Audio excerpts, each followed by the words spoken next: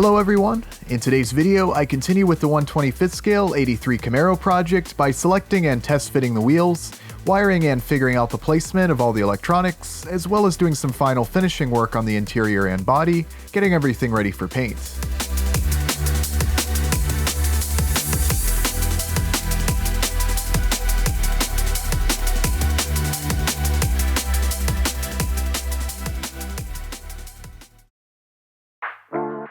I've been continuing to make some progress on the 83 Camaro, which I began building alongside the Mustang in a previous video.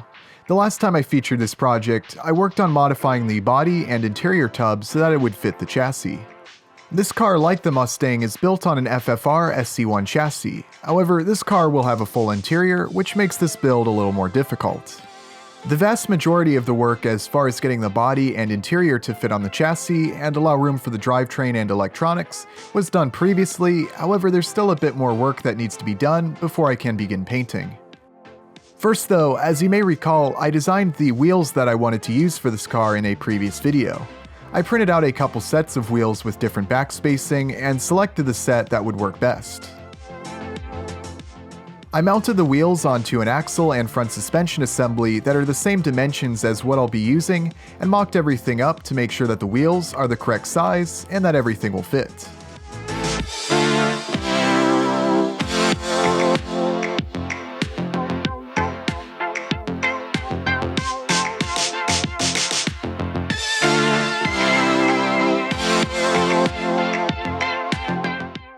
I really like the look and the fit of these deep dish wheels, so these are the ones that I plan on using. I also really like the design, which I think is going to look great with this car once everything is assembled and painted.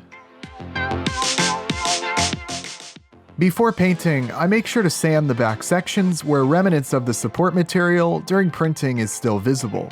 Although this is only cosmetic, I use a hobby knife and some sandpaper to remove this material and make the backside of the wheel smooth. I then rinse away any dust and let them dry.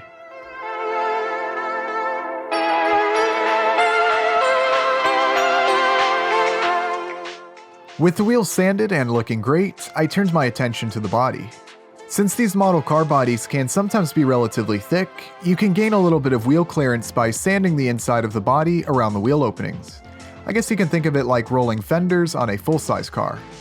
A rotary tool with a small bit makes this effortless and quick, but increases the chance of messing up the body, so I just spent a few minutes with some sandpaper and a file, making these sections thinner.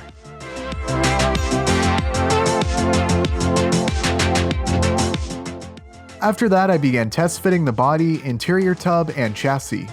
Although the majority of the work to get the interior tub to fit was done previously, I decided to remove a little bit of additional material from sections to ensure that the body can sit further back if it needs to.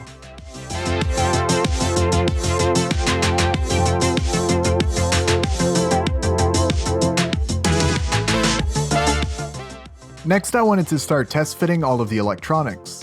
Fortunately, there appears to be just enough room in the rear between the interior tub and rear section of the chassis to squeeze the battery in.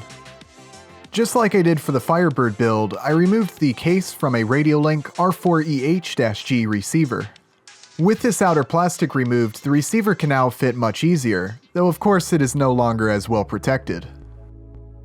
I now needed to figure out where I wanted to mount the receiver. I taped the interior into position on the body and began brainstorming some possible locations.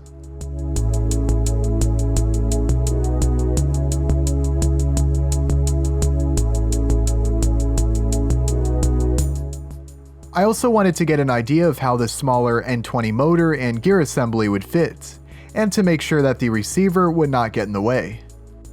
I've only ever used an N20 motor for an RC build once, and I've not yet used one on an FFR SC1 chassis, so I'm really excited to see what the performance is like with this motor.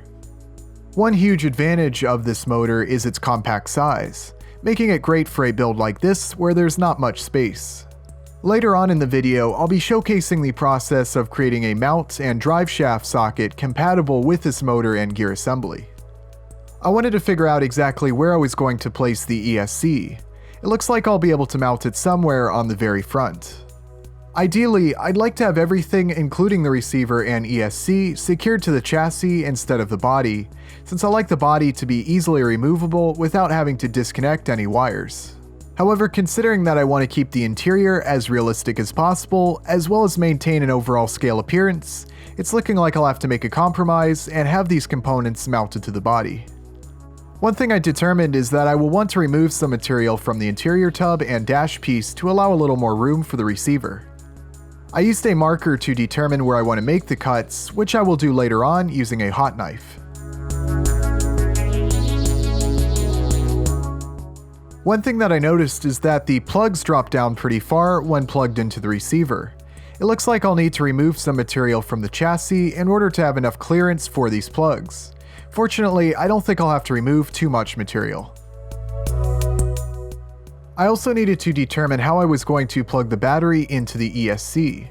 The best solution that I could come up with was to glue some wires to the undercarriage of the car, which both the ESC and the battery could plug into. Since the interior sits flat on top of the chassis, running the wires between the chassis and the interior isn't an option without modifications, and simply having the wires run below the car seems like it's going to be the best option. After figuring out where I wanted to position all of the electronics, I moved on to getting all of the correct plugs soldered and getting everything wired. I started by bypassing and removing the on-off switch. This frees up some space, and it means that anytime the battery is plugged in, the car will be on. I did a quick test to confirm that the ESC comes on when a battery is connected. I then replaced that plug with a smaller one.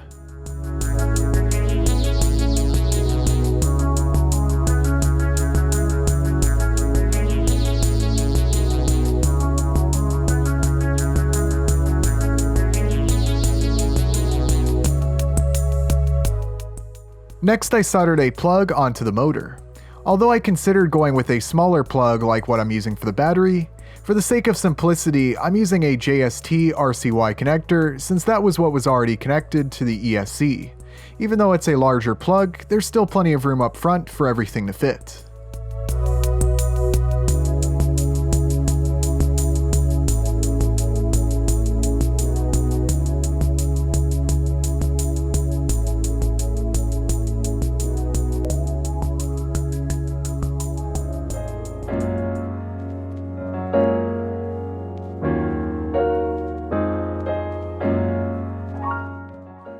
As you can see, the wires that go from the ESC to the receiver are way longer than what they need to be. In a situation like this, where space is at a premium, I decided to shorten the wires so there was less excess.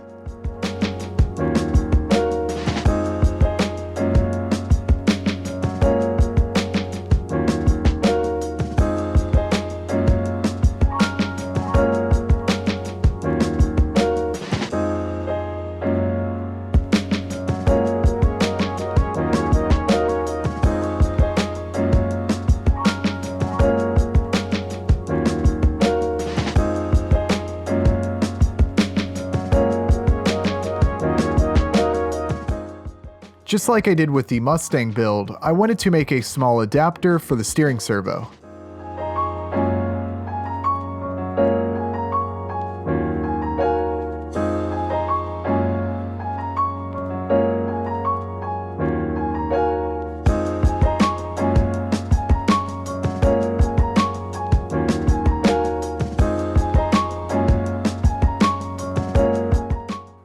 With everything wired, I did a quick test to make sure everything was getting power.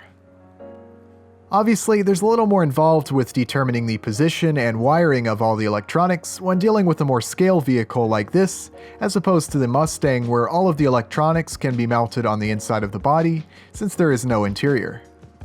Ensuring you are selecting compact components, as well as spending some time brainstorming and test fitting the position of everything, you can figure out a way of making everything work while still maintaining a scale look.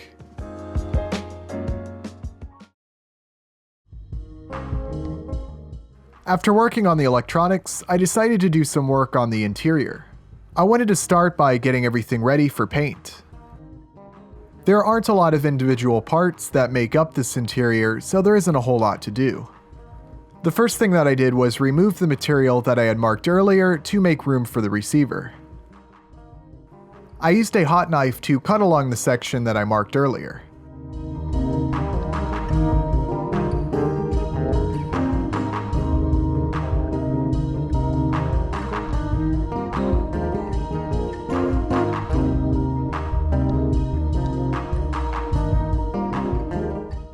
I then cleaned up all the edges that I cut.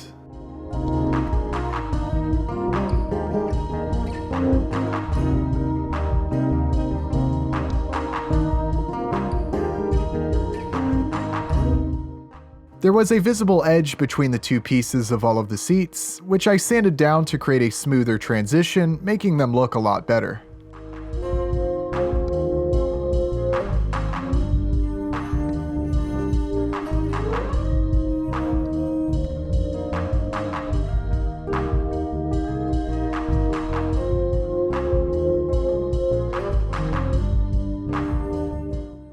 I also decided to remove some material from the bottom of the rear seats so that they could be positioned slightly further back.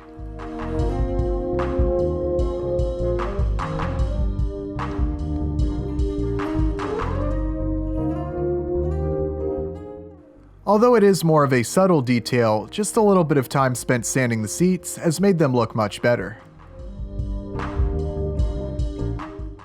I then removed all of the parts from the tree, sanded them where they needed, and test fit them, starting with these armrests and door handle pieces.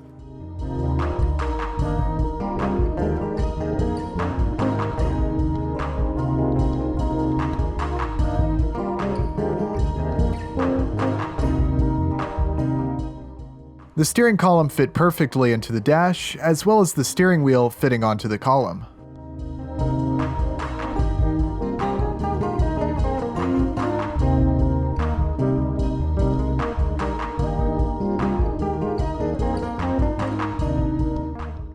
I carefully removed the mold line from the shift knob using some finer grit sandpaper. At this point, the interior tub is pretty much ready to be painted. Before doing so though, I wanted to add some magnets to the bottom of the interior tub, right underneath where the front seats will be, so that I can easily secure it to the chassis. I'll of course be showing that in a future video. As I mentioned earlier, in order to utilize the N20 motor and gear assembly that I showed previously, I needed to design a new motor mount. I took some measurements of the assembly and used that to create a very basic placeholder in Fusion 360. I then used this placeholder to figure out exactly where I wanted to position it on the chassis, so then I could begin to design a mount to secure it.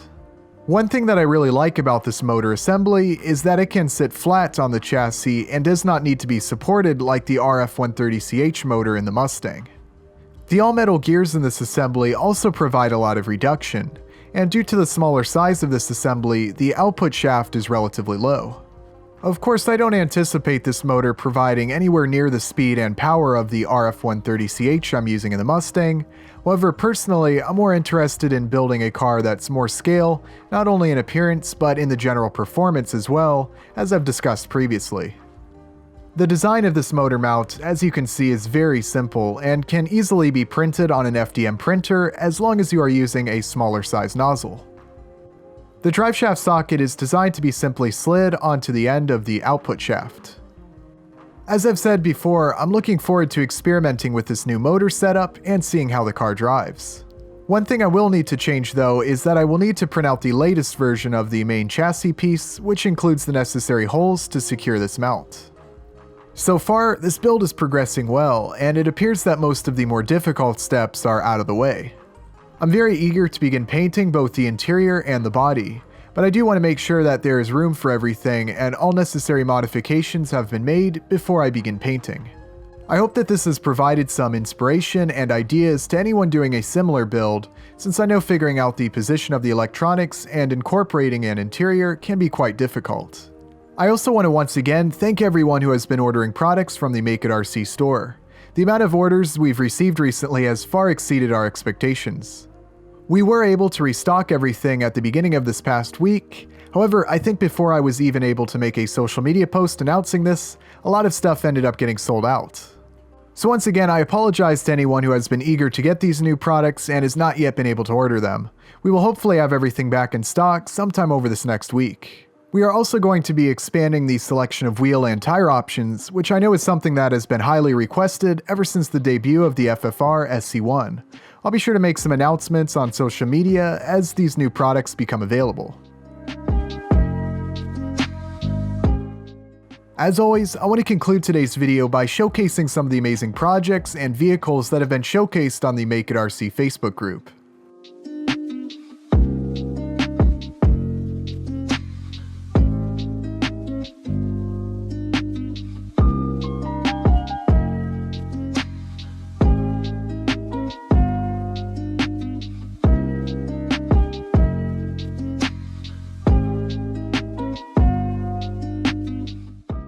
Thank you all very much for watching, and I will see you next time.